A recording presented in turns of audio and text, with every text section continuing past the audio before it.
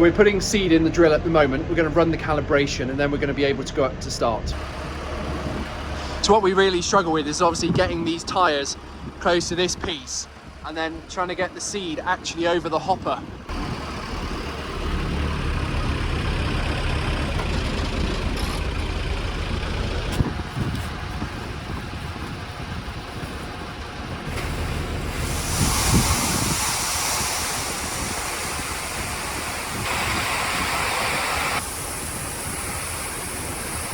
Seed's loaded in the drill.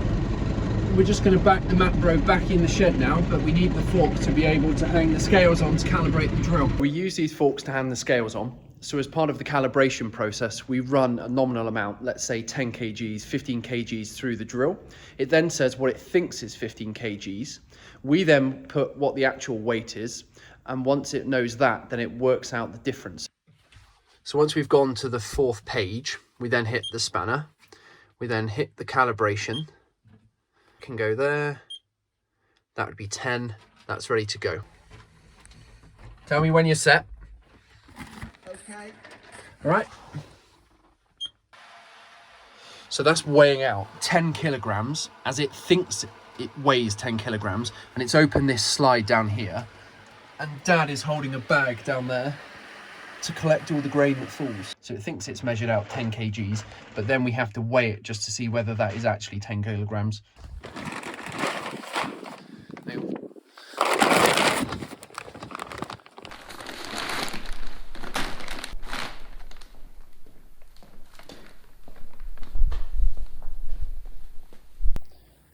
So that's 7:15, and it thinks it measured out 10:11.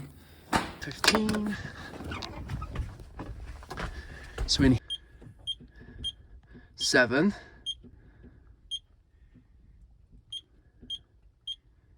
15, okay.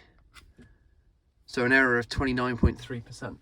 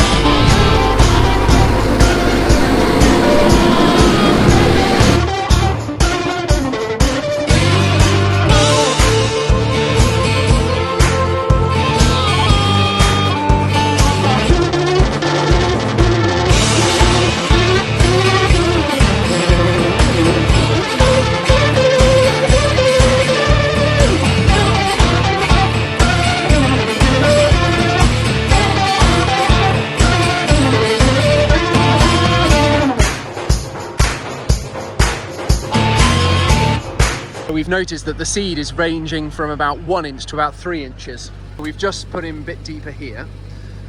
We'd rather it was a smidge deeper than lighter, because when it's on the surface, all the crows and pigeons will start to attack it. But it's not looking too bad. We can at least see the seeds, which is always a comforting sign. This stuff underneath here is actually really nice. See, there's a seed, and he's right on the surface, so you can see obviously that's not ideal. It needs to be further seed there as well. So, not as deep. But then when you come over here, you know, there's certain places that's a lot deeper, and you really have to dig for the seed, and then he starts to appear. You know, there's seed there. So it's not all bad, but you've just got to use what you can with the land. It's a bit grassy. You can see it's sticking on the following harrows as well, all these tufts of grass. So some of the seeds are quite deep, others are, unfortunately are a bit shallow, so we've just wound the machine down a bit so he's cultivating deeper. The only issue we're seeing at the moment, the following harrows and the coulters themselves are picking up a lot of these grasses. When that starts to drag, it then bundles up and then it starts to uncover all the seed.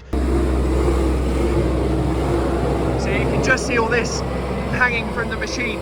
When we had a cover crop in that field last year, it was really bad. You had these very fibrous stems and they were getting stuck on the drill all the time.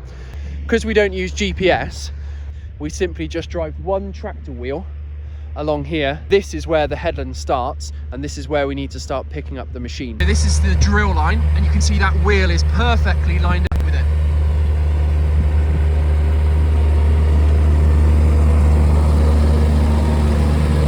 You can just see these coulters mark the ground, and then the seeds just come down those pipes behind it. See the seeds just kicking out the back.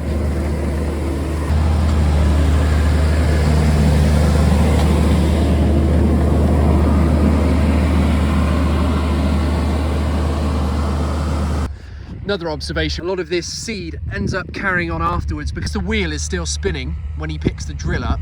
It thinks it should still meter seed out.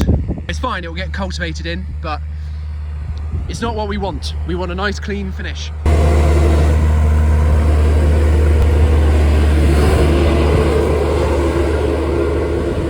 These smaller ones on the back are to mark the tram line.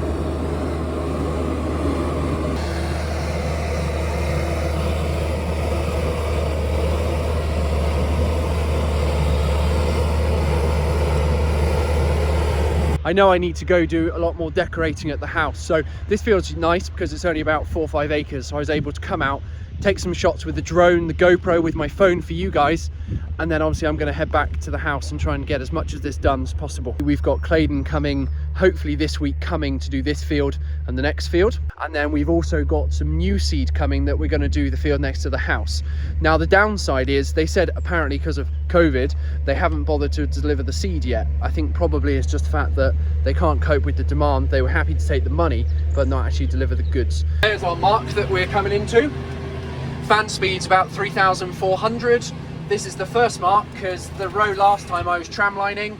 This green one here sends out the bout marker, so that's gone out. This is what we use to lower the drill, so he's going down. We make sure the bonnet is running up this line, and that bout marker that I just put out is carving the next line for me to follow. This controls the speed, so we'll put the speed up a little bit. Now we're drilling. So you can see it's on 1 of 3.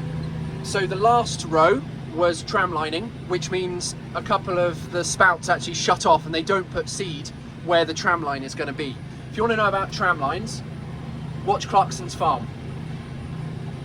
So when we lift it up, that dongle down on the top link knows that it lifts up, and then this will go to 2. Coming to the end, we're going to slow down. We're going to lift that up. We're going to spin round. I'm going to put the marker in, so we don't hit his salt lick. Yeah, that's the dongle just down there, it knows. We're going back into this mark here. Fuel light's always playing up. I think it's Dad's dodgy hip. I always joke with him that he can destroy electrics. Going into this mark, just doing it one-handed, so I'm doing it a bit slower. Hold this green marker and the bout marker goes out, back in, and as we go forward, we drop him down on there, so the drill's going down, and then we go forward.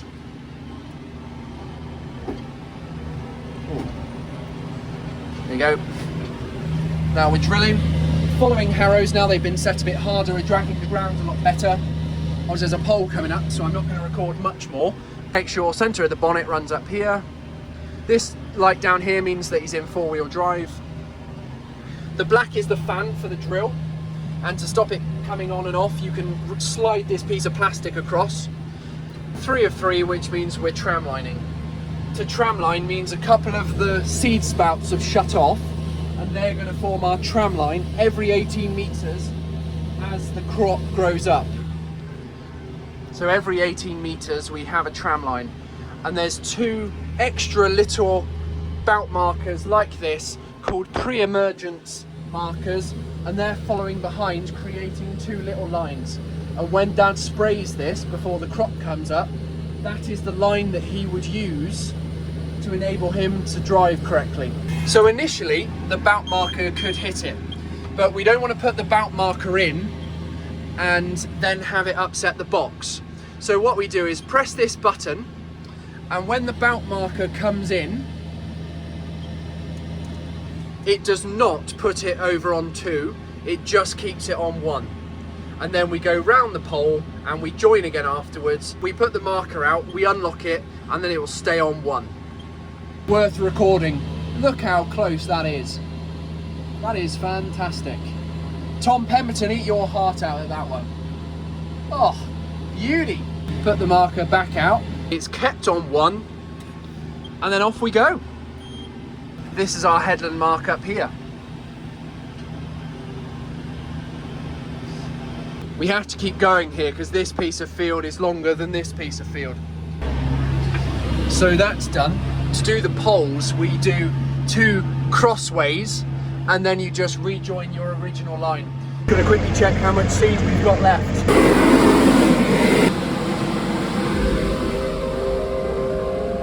Oh yeah, fair bit.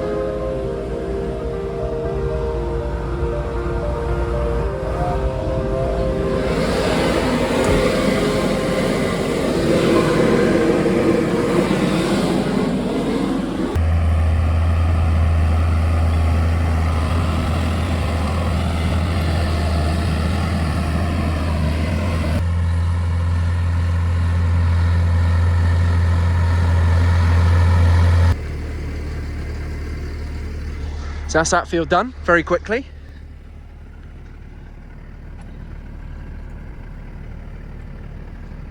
We'll put those lock-in pins in, and then he's ready to go.